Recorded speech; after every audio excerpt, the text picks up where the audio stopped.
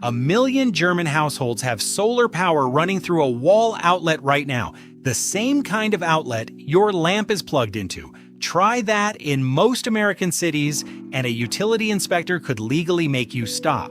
The hardware is almost insultingly simple. A single solar panel, roughly cabinet door sized, feeding a compact micro-inverter that ends in an everyday plug.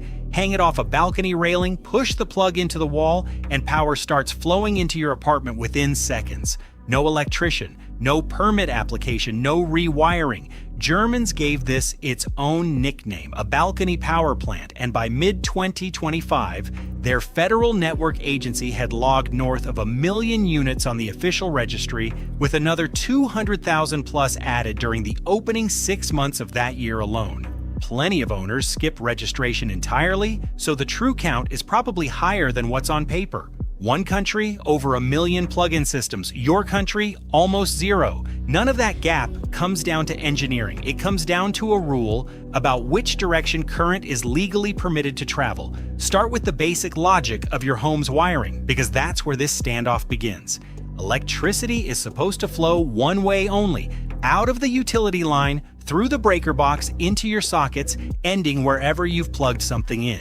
Your coffee maker, your phone charger, your lamp, they're all terminal points, absorbing electricity and converting it into heat or light, nothing more. A balcony solar panel flips that on its head. It uses that same outlet to push power the opposite direction, back up the line into your home's circuits. The technical term is backfeeding, a scenario residential wiring was never built to handle. Danger number 1 is something you could literally grab. While the sun's out, that panel keeps generating, meaning its plug has secretly turned into a power source instead of a destination. Yank that cord mid-afternoon, and for a brief stretch, those bare metal prongs could carry the same voltage running through your walls. Unplug anything else in your house and it goes instantly dead. This is the one exception. Danger number 2 sits behind the cover plate of your breaker box on the metal strip every breaker snaps onto, called a bus bar. That strip carries current flowing from a single predictable direction. Reverse that flow, sending current up through an outlet rather than down from the main line. And grid current and panel current can pile onto the same bar at once, with no breaker positioned to notice the overload. Electrical code puts a hard ceiling on how much extra load a back-fed circuit can add, so the strip doesn't quietly cook itself. A bus bar overheating behind drywall is a textbook cause of house fires. Here's something to chew on first. Say you grab that live panels cord on a sunny afternoon and yank it free. What's sitting on those exposed prongs the moment it leaves the socket? Could be nothing, since maybe the panel only works with the grid switched on. Could be a full jolt of household voltage briefly, or maybe just some negligible trickle you'd never register. File that answer away, we're circling back to it. None of this is fresh, it's been simmering for a quarter century. In the late 90s, Richard and Karen Perez put out a niche magazine from rural Oregon called Home Power. Frustrated by utilities smothering residential solar under red tape built for industrial-scale stations, they started circulating how-to guides in 1999 for what they branded Guerrilla Solar. The pitch was almost defiant. Grab an affordable grid-tie inverter, the type a manufacturer called Trace Engineering had recently made cheap enough for a hobbyist garage, hook it to a panel or two, and plug straight into a household socket without asking permission. Richard told a journalist that anyone with a sunlit roof could now generate their own power, and the utility company had become optional in his eyes. Thousands of ordinary people tried it, secretly spinning meters backward and publishing accounts under made-up names, always one nosy inspection from getting cut off. For 2 decades, that was the limit. The engineering held up fine. The law never kept pace. Then an entire nation did what Paris had been preaching, openly, at massive scale, and the man who sounded like a backyard rebel suddenly looked right 2 decades early.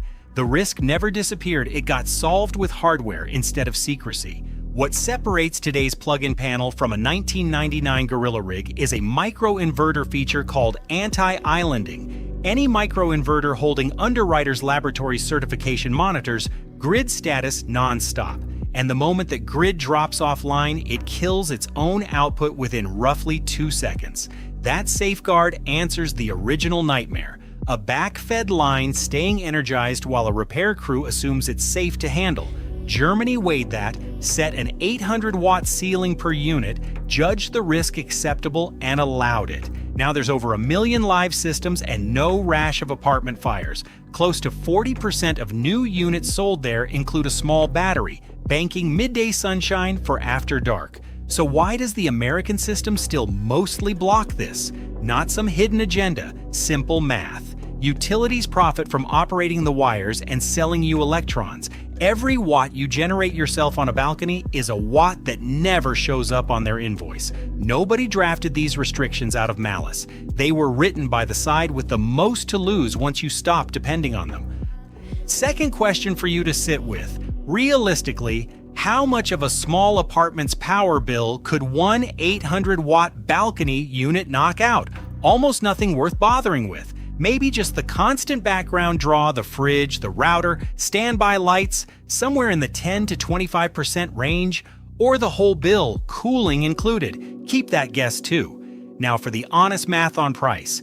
A basic kit, one panel plus a certified micro-inverter built in, typically runs about $400 for something in the 300 to 400 watt class. That buys the floor, not the ceiling. One panel chipping at your baseline draw rather than powering the whole household. Want a bigger dent? Add panels and watch the cost climb.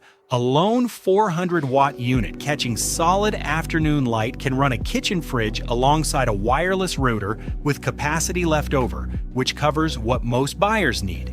The one place to never cut corners is inverter certification, a panel rigged with a DIY cord, and missing anti-islanding protection is the risky $19.99 setup repackaged, exposed prongs, no automatic cutoff. Always spend extra on certified gear. Where people commonly mess up the install is the socket. Give the unit its own dedicated outlet, skip the power strip, and steer clear of any circuit already running a microwave or space heater, since that's the bus bar problem already covered. The legal piece hinges on your address. Residents of Utah are already covered, and will explain shortly.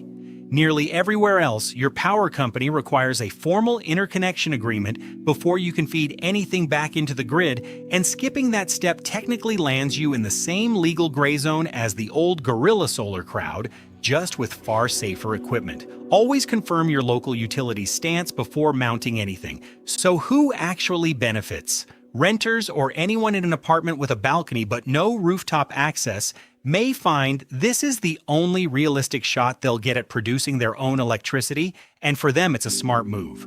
Homeowners with a usable roof should skip this and go straight for a permitted rooftop install, since it'll always outperform a single balcony unit.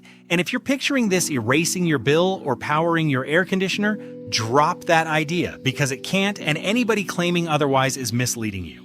Time to circle back to both questions. First one, yes, full household voltage, briefly on those bare prongs, exactly why anti-islanding certification isn't a nice to have. Second one, the background draw, that quiet slice, around 10 to 25%, never the entire bill. Nailed both. Type the word balcony in the comments so I know, which finally gets us to Utah. In March of 2025, state lawmaker Raymond Ward introduced House Bill 340, which Governor Spencer Cox signed into law, establishing a fresh legal category for portable solar units up to 1,200 watts that connect through a standard outlet, provided the gear is certified and meets code. Not a single legislator voted against it, and the law took hold that following May. For the first time on American soil, you can legally do precisely what Richard Perez was mailing instructions for back when the century was about to turn. One state has caught up, 49 still haven't. The physics never needed approval. The paperwork is finally starting to.